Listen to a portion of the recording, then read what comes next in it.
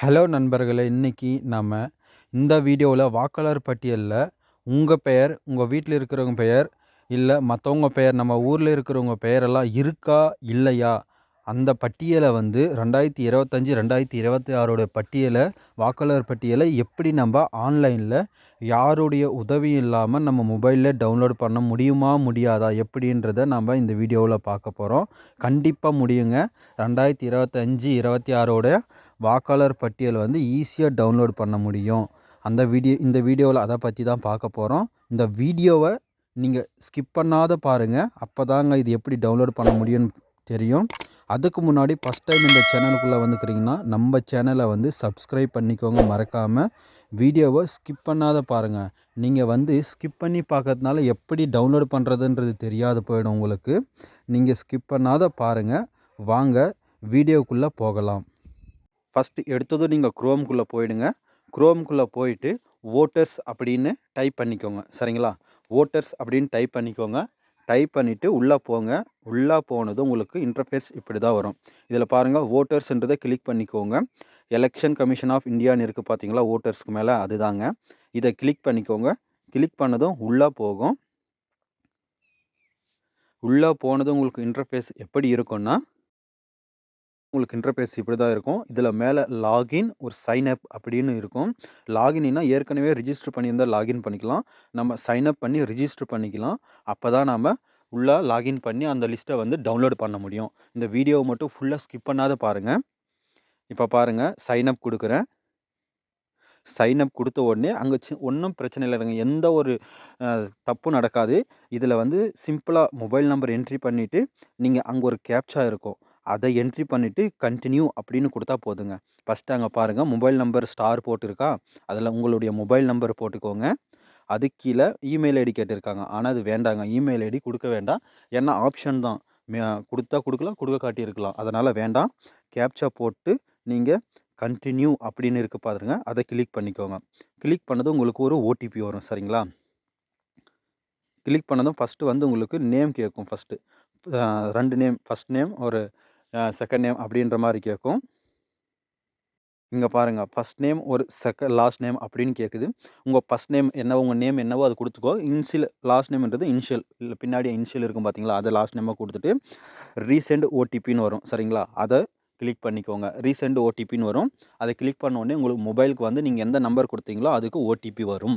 அந்த ஓடிபிய நீங்க மொபைல்ல என்ட்ரி பண்ணிட்டு, உள்ள லாகின் பண்ணிக்கலாம். இங்க பாருங்க ஓடிபி ஆப்ஷன் வந்துடுச்சு.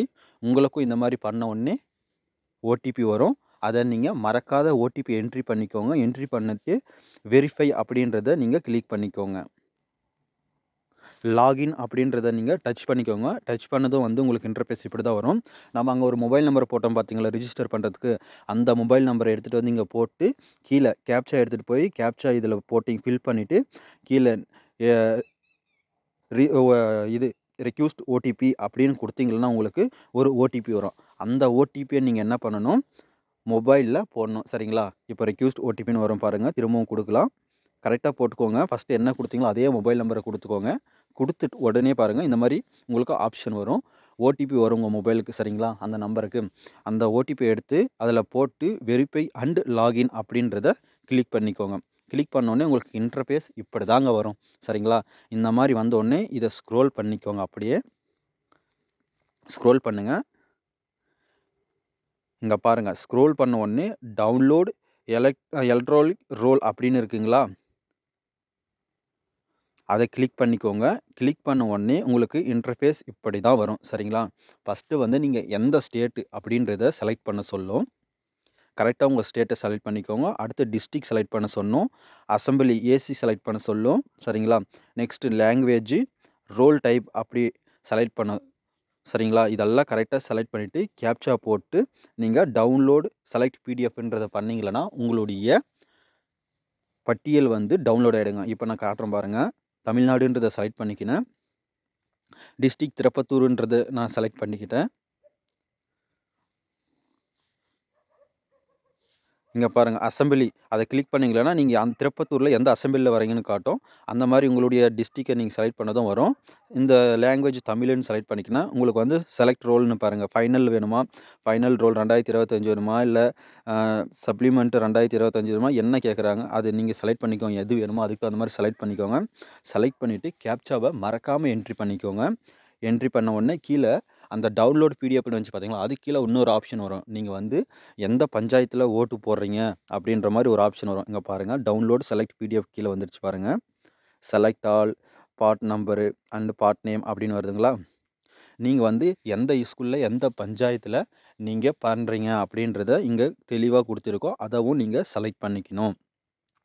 உங்களுக்கு இது எப்படி செலக்ட் பண்றதுன்னு தெரியலன்னா, உங்களுடைய வோட்டர் ஐடி இருக்கு பார்த்தீங்களா? அது பின்னாடியே குடுத்திருப்பாங்க. இல்லைன்னா உங்களுக்கு எஸ்ஐஆர் ஃபார்ம் குடுத்திருந்தாங்க பார்த்தீங்களா? அதுலயும் குடுத்திருப்பாங்க. நீங்க எந்த பார்ட் நேம்ல வரீங்க அப்படின்றது. இதில நான் வந்து 156 ஒரு பஞ்சாயத்து மிடில் ஸ்கூல் அப்படின்றதுல வரேன். அத நானு கிளிக் பண்ணிக்கிறேன். இங்க பாருங்க, நானு எந்த பஞ்சாயத்துன்றத செலக்ட் பண்ணி, நானு பிடிஎஃப் டவுன்லோட் அப்படின்னு குடுத்துட்டேன். குடுத்த உடனே பாருங்க, ஸ்டேட்டஸ் ப்ராசஸ் அப்படின்னு இருக்கு. இங்க சக்சஸ் அப்படின்னு வந்துரும். அங்க அம்புக்குறி காட்டியிருக்கு பாருங்க. அங்க கிரீன் கலரும் ஃபுல் ஆயிடும். அது ஃபுல் ஆயிட்டதும் உங்களுக்கு பிடிஎஃப் வந்து டவுன்லோட் ஆயிடும். டவுன்லோட் ஆன பின்னாடி நான் உங்களுக்கு காட்டுறேன் இருங்க. இப்ப பாருங்க. ஓகே. டவுன்லோட் ஆயிருச்சு சரிங்களா? இப்ப பிடிஎஃப் டவுன்லோட் ஆயிருச்சு. டவுன்லோட் ஆனதும் பாருங்க, நான் உங்களுக்கு பிடிஎஃப் ஓப்பன் பண்ணி காட்டியிருக்கேன். இப்ப பாருங்க, மொத்த வோட்டர் லிஸ்ட்டும் மொத்தமும் வந்துருச்சு இதுல. உங்களுடைய ஊர்ல அந்த பஞ்சாயத்துல யார் யார் போடுறாங்களோ, அந்த இடத்துல அவங்களுடைய மொத்த லிஸ்ட்டும் வந்துருச்சு. இந்த மாரி தாங்க ஈஸியா நீங்க வந்து டவுன்லோட் பண்ணி, உங்க பேர் இருக்கா? இல்லையான்றத ஈஸியா நீங்க இத வச்சு வெரிஃபை பண்ணிக்கலாம். இது உங்க பேரு மட்டும் இல்ல, உங்க வீட்ல இருக்கிறவங்க பேரு, உங்க ஊர்ல இருக்கிறவங்க பேரு, எல்லாருடைய பேரும் நீங்க வந்து இதுல பார்த்துக்கலாம். இந்த இதுக்கு போயிட்டு ஏங்க மத்தவங்க கிட்ட கெஞ்சிட்டு இருக்கணும், என் பேர் இருக்கா? இல்லையான்னு மத்தவங்க கிட்ட ஏன் கெஞ்சணும் சொல்லுங்க? மத்தவங்க கிட்ட ரிக்வெஸ்ட் பண்ண வேண்டிய அவசியமே கிடையாது. இனிமே நீங்களே இந்த மாரி டவுன்லோட் பண்ணிக்கோங்க.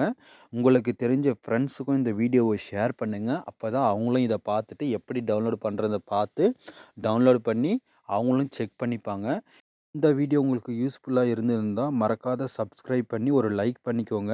அப்பதான் எனக்கும் மோட்டிவேஷனா இருக்கும்.